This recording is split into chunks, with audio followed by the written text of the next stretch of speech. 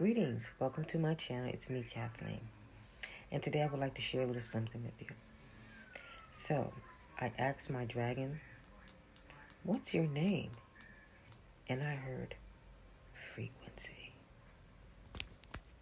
Now, mind you, I have been reading this book too, Waking Up into 5D. This is a really good book. If you want to know more about yourself and more about from 3D to 5D living, grab the book, okay? But then after I was, I'm reading the book, I hear the name frequency, and then I was introduced to this video. Check it out. The whole system is just rotten fruit. The guardians of the tree were not angels, they were dragons. Remember the flaming sword placed at the tree's entrance? That wasn't to scare you. It was to protect the final seed from being stolen by the Watchers. The fallen scientists, the Anunnaki engineers, the ones who built the fake stars. The sword was set in time fire, and the ones who wielded it were not winged cherubs. They were flame dragons, guardians of the crown gate. They wore cloaks of light, spoke in sigils, travelled through sound. And they passed the last seed into only one bloodline, the flame line, which is why that line was hunted. Genetically altered, scattered, diluted, but never extinguished. Because once the tree's code is reawakened in even one soul, it rewrites the whole orchard.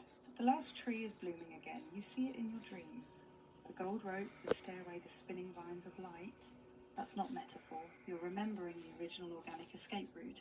When you speak from your flame, you pull a branch into this realm. When you activate your spine, you rebuild the ladder. When you burn false beliefs, you break the fruit curse.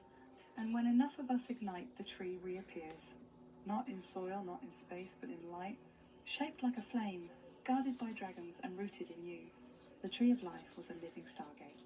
The real tree of life wasn't symbolic, it was technology. But not wires and metal, it was bioluminal plasma formed by Source itself. A living being, a conscious interface between flame and flesh. Each branch was a frequency gate to a different soul realm, and each root locked into the foundation of the original Earth construct. Before the parasites rewrote the grid, the seraphim, the ophanim, the dragons, they all gathered around it not to worship, but to maintain it, to tune it, because the tree sang. And if you stood beneath it in your original body, you'd hear your name in its hum. The fruit wasn't knowledge, it was keys. They lied when they said Adam and Eve were punished for eating knowledge. They didn't disobey, they merged with memory. The so-called forbidden fruit wasn't an apple. It was a light code encoded in a crystalline node. And when consumed by flame-aligned souls, it unlocked the exit